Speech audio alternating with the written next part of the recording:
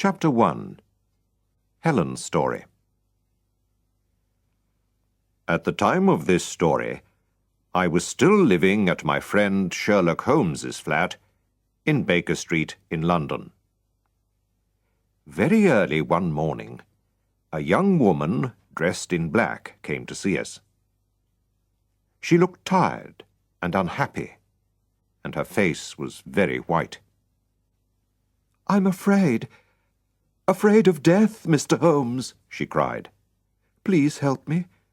I'm not 30 yet, and look at my grey hair. I'm so afraid." "Just sit down and tell us your story," said Holmes kindly. "My name is Helen Stoner," she began, "and I live with my stepfather, Dr. Grimesby Roylott, near a village in the country. His family was once very rich, but they had no money when my stepfather was born. So he studied to be a doctor and went out to India. He met and married my mother there, when my sister Julia and I were very young. Our father was dead, you see." "Your mother had some money, perhaps?" asked Sherlock Holmes. "Oh, yes, Mother had a lot of money. So my stepfather wasn't poor any more." "Tell me more about him, Miss Stoner," said Holmes. "Well, he's a violent man. In India he once got angry with his Indian servant and killed him. He had to go to prison because of that, and then we all came back to England. Mother died in an accident 8 years ago, so my stepfather got all her money. But if Julia or I marry, he must pay us £250 every year."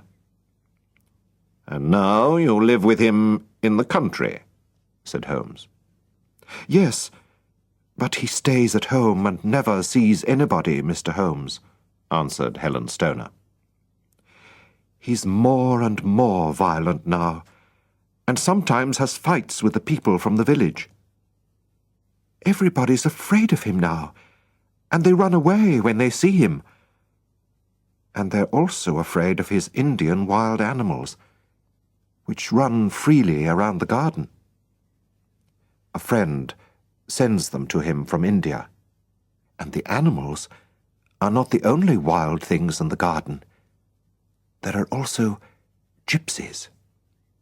My stepfather likes these wild people, and they can come and go where they like. Poor Julia and I had very unhappy lives. We had no servants. They always left because they were afraid of my stepfather, and we had to do all the work in the house. Julia was only 30 when she died, and her hair was already grey, like my hair now." "When did she die?" asked Sherlock Holmes. "She died 2 years ago, and that's why I'm here. We never met anybody in the country, but sometimes we visited some of my family who live near London. There, Julia met a young man who asked to marry her. My stepfather agreed, but soon after this, she died." Miss Stoner put her hand over her eyes and cried for a minute. Sherlock Holmes was listening with his eyes closed, but now he opened them and looked at Helen Stoner. "Tell me everything about her death," he said. "I can remember it all very well. It was a terrible time," she answered. "Our 3 bedrooms are all downstairs. First there is my stepfather's room. Julia's room is next to his, and my room is next to Julia's.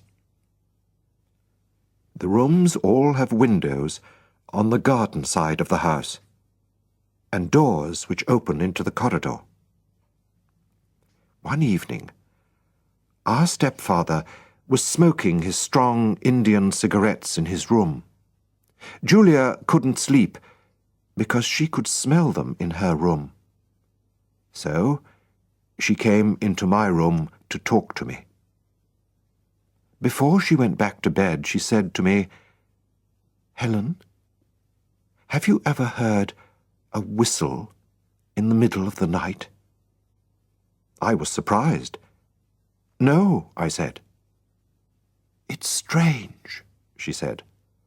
"Sometimes I hear a whistle, but I don't know where it comes from. Why don't you hear it?" I laughed and said, "I sleep better than you do." So Julia went to her room and locked the door after her. "Why did you lock your doors?" asked Sherlock Holmes.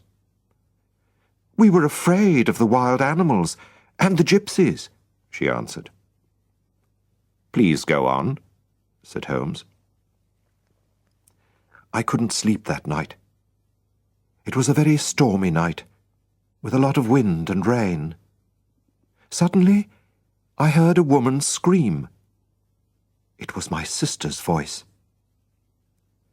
I ran into the corridor, and just then I heard a whistle, and a minute later the sound of falling metal. I didn't know what it was. I ran to my sister's door. She opened it and fell to the ground.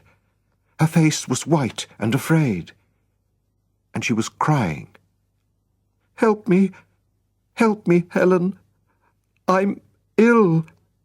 I'm dying!" I put my arms around her, and she cried out in a terrible voice, "Helen! Oh, my God, Helen! It was the band! The Speckled band!" She wanted to say more, but she couldn't. I called my stepfather, who tried to help her, but we could do nothing. And so, my dear, dear sister died. "Are you sure about the whistle and the sound of falling metal?" asked Holmes.